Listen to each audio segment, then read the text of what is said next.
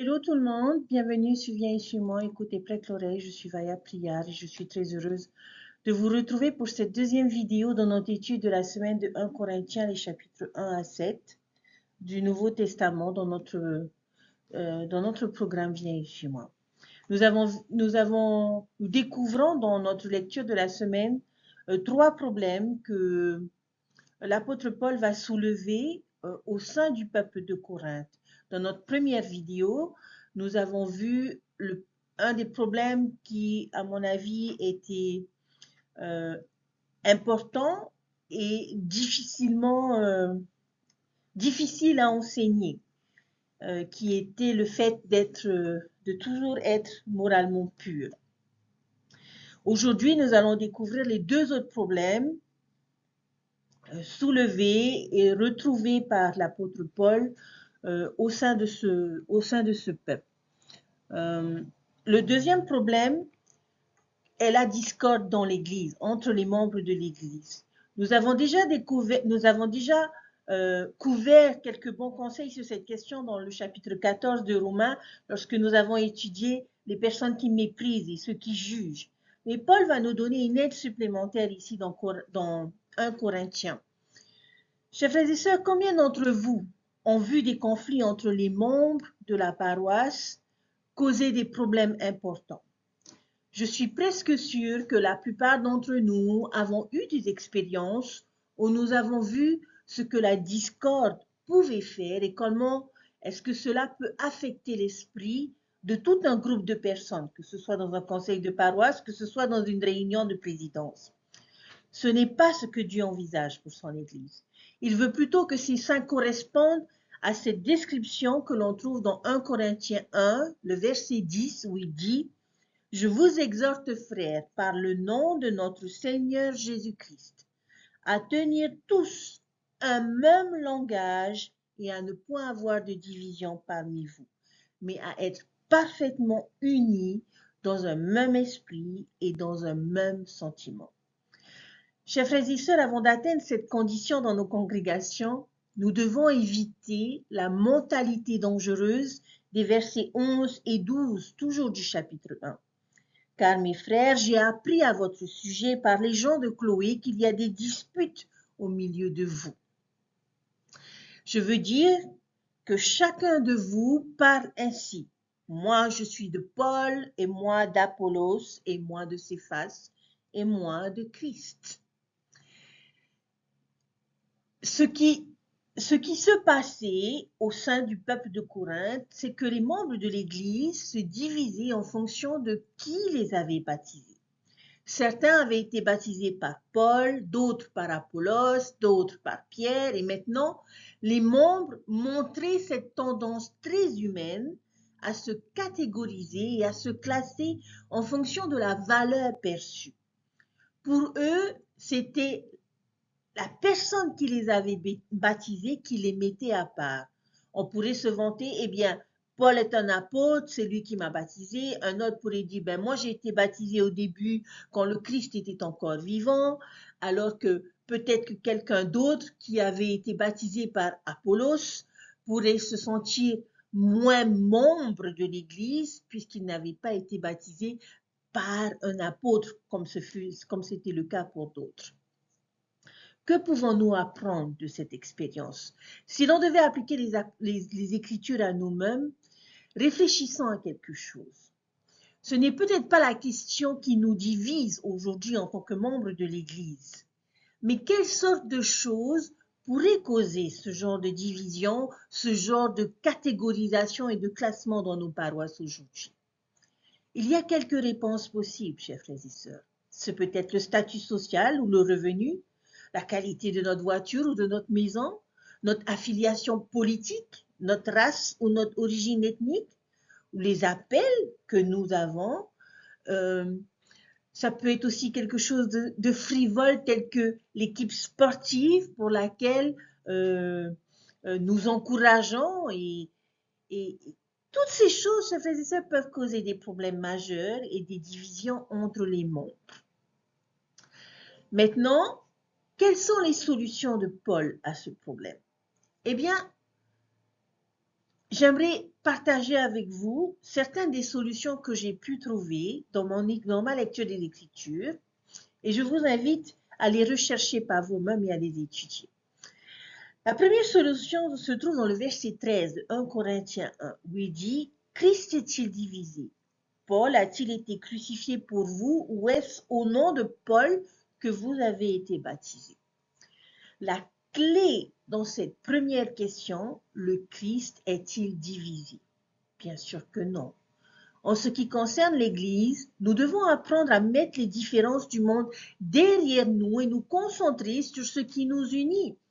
Et ce qui nous unit, peu importe qui nous sommes et d'où nous venons, c'est notre croyance commune et notre engagement envers le Christ.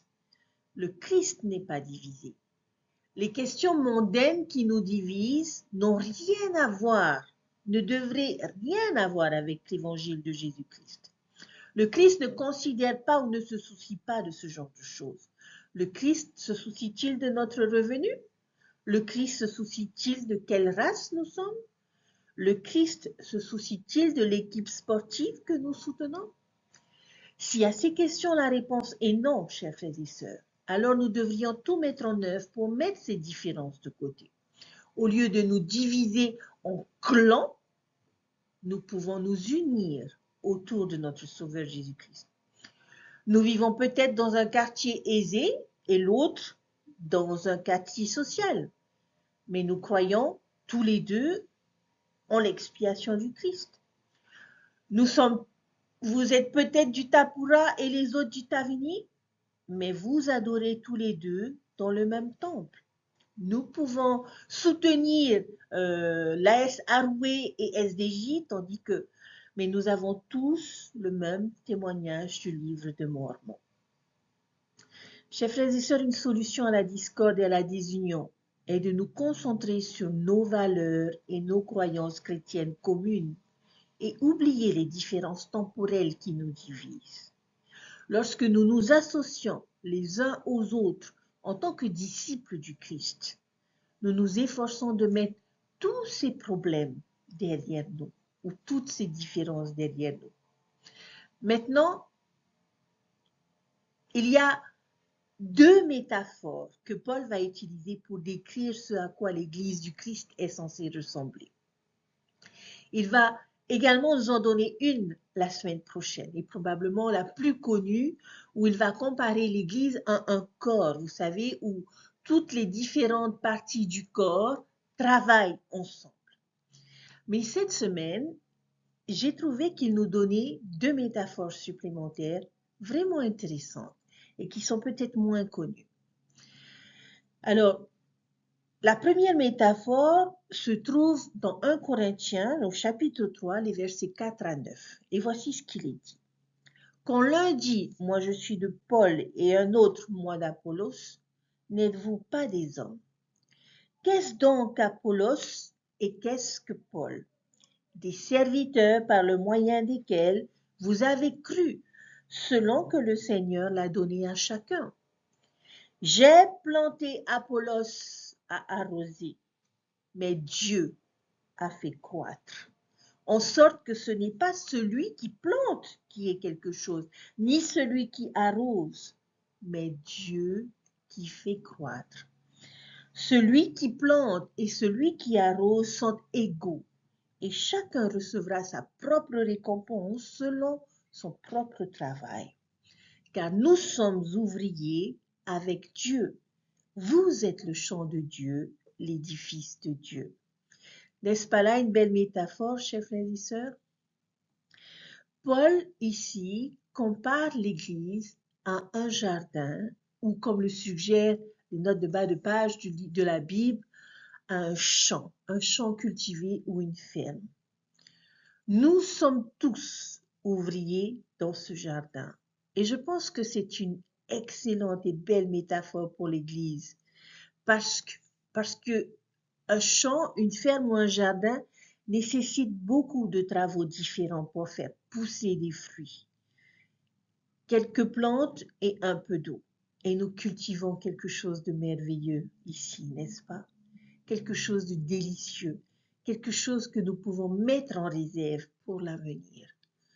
Chers frères et sœurs, nous cultivons Sion et les fruits qu'elle produit. Et ces fruits, nous les conserverons pour en profiter pour l'éternité. Mais ce n'est pas le travail spécifique que vous faites dans l'Église qui compte autant que le fait que vous travaillez. Ce serait assez stupide pour quelqu'un qui était responsable de planter les graines, de se vanter de quelqu'un dont le travail était de les arroser. Ce serait dire quelque chose comme « la plantation est là où elle en est, ces abreuvoirs devraient vraiment définir leurs priorités » ou l'un ou l'autre groupe se vantant d'être la raison pour laquelle le jardin devient magnifique. Non, chers frères et sœurs, c'est Dieu qui donne l'augmentation. Dieu fournit la lumière du soleil, le sol fertile sous nos pieds, le miracle de la croissance. C'est la même chose avec nos travaux dans l'Église. Dieu doit obtenir tout le crédit parce qu'il est la source de tout ce qui pousse dans son royaume. Nous ne sommes que des ouvriers. Et quelles que soient les responsabilités que nous avons, que ce soit en tant que prophète, que ce soit en tant qu'instructeur, que ce soit en tant qu'administrateur, toutes contribuent au résultat final. Quoi que nous soyons, jouons bien notre rôle. Donc la deuxième solution, n'oublions pas qu'aucune personne dans l'Église n'est plus importante qu'une autre, quel que soit le travail qu'elle y accomplit. Dieu est la source de toute croissance et de toute bonté qui se trouve dans l'Église. Les missionnaires qui servent des missions étrangères ne sont pas plus importants que ceux qui servent dans leur propre pays. Ceux qui servent comme évêques ne sont pas plus importants que ceux qui servent comme instructeurs à la primaire. Ceux qui ont le don de guérir ne sont pas plus importants que ceux qui ont le don d'enseigner. C'est Dieu qui donne la croissance, qui fait croître et la puissance dans toutes ces situations. Alors de quoi avons-nous à nous vanter, chers frères et sœurs? Regardons maintenant la métaphore dans les versets 9 à 17. Je reprends le verset 9. Car nous sommes ouvriers avec Dieu. Vous êtes le champ de Dieu, l'édifice de Dieu.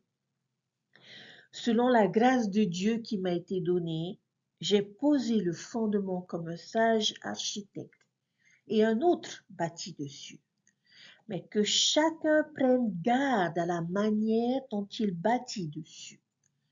Car personne ne peut poser un autre fondement que celui qui a été posé, à savoir Jésus-Christ. Or, si quelqu'un bâtit sur ce fondement avec de l'or, de l'argent, des pierres précieuses, du bois, du foin, du chaume, l'œuvre de chacun sera manifestée. Car le jour la fera connaître, parce qu'elle se révélera dans le feu, et le feu éprouvera ce qu'est l'œuvre de chacun. Si l'œuvre bâtie par quelqu'un sur le fondement subsiste, il recevra une récompense. Si l'œuvre de quelqu'un est consumée, il perdra sa récompense. Pour lui, il sera sauvé, mais comme au travers du feu. Ne savez-vous pas que vous êtes le temple de Dieu et que l'Esprit de Dieu habite en vous? Si quelqu'un détruit le temple de Dieu, Dieu le détruira, car le temple de Dieu est saint, et c'est ce que vous êtes. J'aime beaucoup ces versets, chers frères et sœurs. Paul compare les membres de l'Église à un bâtiment. Et quel type de bâtiment s'agit-il? Un temple. Un temple posé sur le fondement de Jésus-Christ qui a été établi par des témoins spéciaux et ses dirigeants, qui sont les maîtres bâtisseurs dont Paul était l'un d'eux. Quel est notre rôle pour construire sur cette base? Nous sommes tous en train de construire le temple de Sion. Mais c'est le verset 12 qui m'a davantage attiré mon attention. Parce que c'est une liste de divers matériaux de construction parmi lesquels nous pouvons choisir notre contribution à ajouter au temple de Dieu. Avez-vous remarqué quelque chose d'intéressant au sujet de ces matériaux? Sont-ils tous de la même qualité? Bien sûr que non, ils ne le sont pas. Vous avez de l'or, de l'argent, des pierres précieuses, du bois, du foin et du chaume. L'or, l'argent et les pierres précieuses sont évidemment plus durables et plus esthétiques que le bois, le foin ou le chaume. Chaume pouvant être synonyme de paille. Mais Dieu prévoit de faire quelque chose d'intéressant avec ce bâtiment. Quelque chose qui, à première vue, semble contre-productif. Qu'est-ce que c'est? Il va le brûler. Il va y mettre le feu. Maintenant, pourquoi est-ce qu'il ferait cela? Pour tester le bâtiment, pour tester sa résistance et sa durabilité. Une épreuve par le feu, un feu de raffinage. Et certains de ces matériaux vont survivre et d'autres non. Lesquels? L'or, l'argent, les pierres précieuses perdurent. Ils peuvent résister à la chaleur. Mais qu'adviendra-t-il du bois, du foin et de la paille? Ils vont brûler. Chers frères et sœurs, c'est vraiment une belle métaphore. Comment est-ce que cela nous aide-t-il? Cela devrait, chers frères et sœurs, nous amener à considérer le genre d'offrande que nous faisons dans nos appels de l'Église. Est-ce que j'offre de l'or ou du chaume? Maintenant, pouvez-vous imaginer quelqu'un venir et ajouter un gros morceau de contreplaqué sur le côté du temple de Salt Lake City qui est en construction? Ou des bottes de foin sur le toit? Je pense que cela serait déplacé, n'est-ce pas? Lorsque nous faisons des offrandes laxistes, inférieures à de meilleures offres, nous agissons de la même façon. Lorsque nous sommes négligents dans nos appels de l'Église, lorsque nous sommes négligents dans notre obéissance, lorsque nous donnons au Seigneur et aux uns aux autres des offrandes ou des services symboliques, c'est comme mettre du foin sur le temple. Chers frères et sœurs, prenons un moment pour vraiment mettre ces écritures en application. J'aimerais nous inviter à une petite réflexion personnelle. Considérons un instant les domaines suivants et demandons-nous quel type d'offrande proposons-nous. Est-ce une offrande d'or ou une offrande de chaume? Dans la façon dont nous servons dans notre appel à l'Église, quel type d'offrande? Dans notre fréquentation du temple, quel type d'offrande? Dans notre étude des Écritures, quel type d'offrande? Dans nos prières personnelles, quel type d'offrande? Dans nos efforts pour partager l'Évangile, quel type d'offrande? Dans notre obéissance au commandement, quel type d'offrande? Quelle est la solution finale pour augmenter l'unité dans l'Église, chers frères et sœurs? Nous pouvons nous efforcer de donner le meilleur de nous-mêmes dans nos appels de l'Église et dans nos responsabilités. En conclusion, Jésus nous a enseigné un jour qu'une maison divisée contre elle-même ne peut subsister. Et je suis certaine que si nous pouvons nous concentrer sur ce qui nous unit et reconnaître la contribution unique que chaque membre offre et que nous le fassions en offrant le meilleur de nous-mêmes dans nos appels, dans nos responsabilités, alors nous nous tiendrons plus unis en tant que membres de l'Église de Jésus-Christ des saints des derniers jours. L'énergie ou la puissance du Saint-Esprit coulera à travers nous, alors que nous nous tenons main dans la main, connectés par un ensemble commun de croyances et de pratiques. Notre jardin grandira, il sera fructueux et beau, et le temple de nos paroisses et congrégations se dressera majestueusement et magnifiquement, couvert de l'or, de l'argent et des pierres précieuses de notre obéissance, de notre dévouement et de notre sacrifice. Unis nous restons, debout, divisés nous tombons. Soit dit en passant, ce ne sera pas la dernière fois que nous parlerons de cette idée. Paul a beaucoup à dire sur l'unité de l'Église dans ses épîtres. Alors, restons à l'écoute et soyons attentifs. Chers frères et sœurs, nous pouvons être enclins à dire bien sûr que nous pourrions être unis si seulement vous étiez d'accord avec moi. Une meilleure méthode consisterait peut-être à demander: que puis-je faire pour favoriser l'unité? Comment puis-je réagir pour aider cette personne à se rapprocher du Christ? Que puis-je faire pour atténuer les querelles et édifier une communauté de l'Église compatissante et bienveillante? Chers frères et sœurs, lorsque l'amour du Christ remplit notre vie, nous abordons les désaccords avec douceur, patience et gentillesse. Nous nous soucions moins de notre propre sensibilité et davantage de celle de notre prochain. Nous recherchons la modération et l'unité. Nous ne discutons pas sur les opinions. Nous ne jugeons pas les personnes avec lesquelles nous ne sommes pas d'accord et nous n'essayons pas de les faire chuter. Mais au lieu de cela, j'espère que nous présumons que les personnes avec lesquelles nous ne sommes pas d'accord font de leur mieux selon leurs expériences qu'elles vivent. Si nous ne sommes pas un, nous ne sommes pas du Seigneur. Je nous lance l'invitation, chers frères et sœurs, de mettre vaillamment notre amour de Dieu et notre condition de disciple du Sauveur au-dessus de toutes les autres considérations. Respectons l'alliance inhérente à notre condition de disciple, l'alliance d'être toujours un.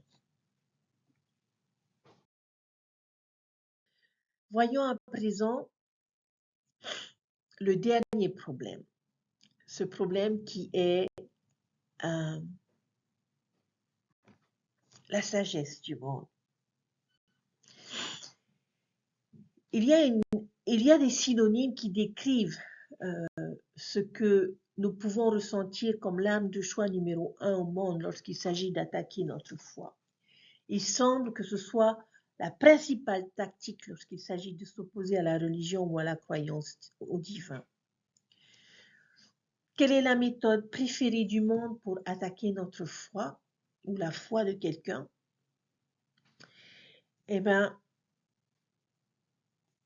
si je vous disais les mots railleur, ridicule et mépris, nous voyons que la principale façon dont le monde attaque la foi, ce n'est pas au travers d'un débat rationnel, ce n'est pas au travers d'un respect mutuel et d'un discours. Il ne s'agit pas de construire ou de renforcer leur propre position. Mais cela se résume généralement à attaquer l'opposition avec un haut degré de dérision. Parce que si je ne suis pas d'accord avec la foi ou la croyance au divin, je n'ai pas vraiment à prouver mon point de vue. Je dois juste rendre votre foi suffisamment stupide pour que je sente que je gagne. C'est le ridicule. Faut-il s'étonner que dans le songe de Léhi, le symbole de la sagesse du monde soit un grand et spacieux édifice? Et quelle est l'activité de prédilection de ceux qui sont dans le bâtiment? Se moquer de ceux qui sont à l'extérieur. Apparemment, il n'y a vraiment rien de mieux à faire dans ce spacieux édifice. La plupart des personnes ne veulent pas s'asseoir et avoir une discussion rationnelle avec nous sur les raisons pour lesquelles nous croyons ce que nous faisons. Beaucoup se moquent du fait que nous ne pouvons souvent pas produire de preuves tangibles de ce que nous croyons. Mais la foi, par sa définition même, n'est ni prouvable ni indémontrable. C'est ainsi que notre Père Céleste a arrangé notre expérience mortelle. Nous sommes mis à l'épreuve. Votre foi vous a-t-elle déjà été l'objet de moqueries? Que s'est-il passé et comment avez-vous réagi? Les membres de l'église de Corinthe étaient confrontés au même genre de problème. Et Paul comprend cela et il va leur offrir, ainsi qu'à nous, de l'aide. Et ce sera donc notre prochaine grande question. Qu'est-ce qui peut nous aider à rester ferme face au mépris, face aux moqueries, face au jugement? Il y a des écritures dans notre lecture de cette semaine qui peuvent aider quelqu'un à être plus fort dans sa foi face aux moqueries. La première écriture se trouve dans le chapitre 1, les versets 18 à 19, qui dit ceci: « Car la prédication de la croix est une folie pour ceux qui périssent, mais pour nous qui sommes sauvés, elle est une puissance de Dieu. Aussi est-il écrit: Je détruirai la sagesse des sages et j'anéantirai l'intelligence des intelligents. » Une chose qui nous aidera à rester fermes face aux moqueries est de nous rappeler qu'un jour, les rôles seront inversés. À un moment futur, Dieu détruira la sagesse du monde et nous verrons tous notre foi merveilleusement confirmée. Un jour, les rires s'arrêteront et ceux qui nous considéraient comme des imbéciles se révéleront avoir été des imbéciles depuis le début. Leurs moqueries seront toutes réduites à néant. Jusqu'à ce jour, chers frères et sœurs, endurons. La deuxième solution, proposition d'aide, se trouve dans le chapitre 2 au verset 5. Afin que votre foi fût fondée non sur la sagesse des hommes, mais sur la puissance de Dieu. Quelque chose qui peut aider est de s'assurer que notre foi repose sur la puissance de Dieu et non sur la sagesse des hommes. Rappelez-vous que le fondement le plus solide sur lequel nous pouvons bâtir notre foi est le rocher de notre Rédempteur. Ne nous basons pas sur les autres ou sur la sagesse des hommes. Nous ne croyons pas en certaines choses parce que quelqu'un d'autre nous a raisonné ou nous a prouvé la vérité. En tout cas, je l'espère. Le juste vivra par la foi. Nous devons veiller à ce que notre foi ne repose pas simplement sur des parents, des amis, des missionnaires ou même des dirigeants de l'Église. Mais notre foi doit se reposer sur la puissance de Dieu. Si nous construisons notre foi sur le Christ, sur notre propre connexion personnelle avec lui, alors nous ne pouvons pas tomber. Chapitre 2, versets 10 et 11. Dieu nous les a révélés par l'Esprit, car l'Esprit sonde tout, même les profondeurs de Dieu. Lequel des hommes, en effet, connaît les choses de l'homme, si ce n'est l'Esprit de l'homme qui est en lui? De même, personne ne connaît les choses de Dieu, si ce n'est l'Esprit de Dieu. Chers frères et sœurs, nous devons comprendre que la façon dont nous acquérons la connaissance spirituelle passe par l'Esprit. Et comment est-ce que l'Esprit révèle ces choses? Dans nos esprits et dans notre cœur. Cela se présente sous forme de pensées et d'impressions dans notre esprit et de sentiments dans notre cœur. Cela vient à travers des expériences qui nous sont fournies par Dieu comme des réponses à des prières, des miracles et des conseils spirituels. Cela passe par la confiance en l'autorité des témoins spéciaux, des dirigeants et des prophètes de notre Père Céleste. Donc, quelque chose qui nous aidera à rester forts est de rassembler des preuves de notre croyance dans la voie de Dieu, pas celle du monde. La troisième solution au chapitre 3, verset 2, qui nous dit « Je vous ai donné du lait, non de la nourriture solide, car vous ne pouviez pas la supporter. Et vous ne le pouvez pas, même à présent, parce que vous êtes encore charnel. » Tenons-nous aux bases jusqu'à ce que nous les maîtrisions bien. L'une des tactiques de l'adversaire consiste à jeter des sujets de viande sur les personnes qui sont spirituellement non développées et leur foi juvénile ne peut simplement pas encore le supporter. Parfois, il est préférable de se concentrer d'abord sur les principes fondamentaux de l'Évangile, puis de progresser lentement vers des aliments beaucoup plus solides. Quelqu'un qui est un nouveau converti peut ne pas être capable de supporter des problèmes d'évangile plus charnus.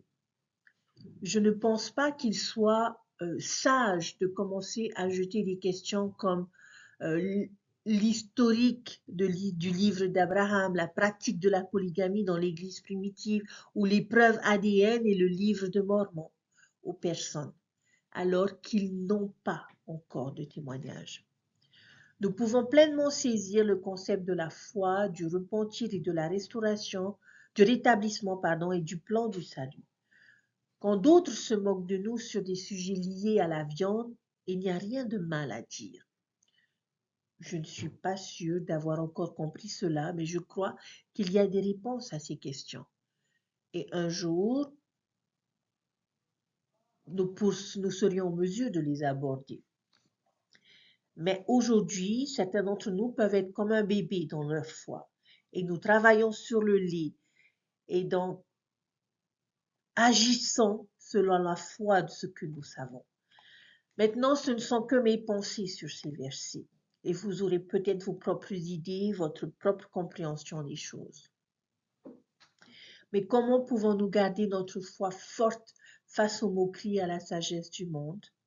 Rappelons-nous qu'à la fin, notre foi sera confirmée et justifiée, que nous devons bâtir notre foi sur le Christ et non la sagesse des autres, que nous devons apprendre par l'Esprit et nous concentrer sur le lait avant la viande.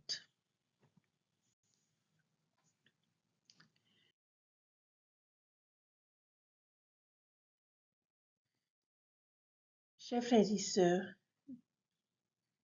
je crois sincèrement ces choses que je nous ai enseignées. Je crois en Dieu et je témoigne qu'il est réel et que j'ai eu des expériences avec lui. Il a répondu à mes prières.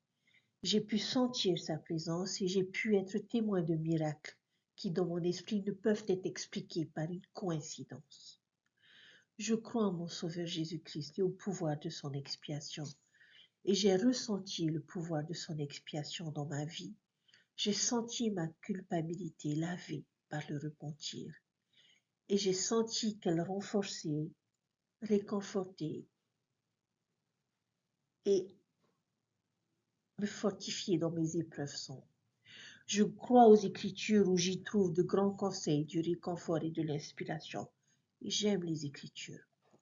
Je sais que lorsque nous vivons selon leurs enseignements, nous sommes plus heureux, nous sommes plus forts face à l'opposition. Et je sais qu'ils sont bons pour nous. Je crois en la doctrine des prophètes vivants. Il est logique pour moi qu'un Dieu aimant nous envoie des dirigeants, une autorité et des révélations continues pour nous guider à travers notre époque actuelle.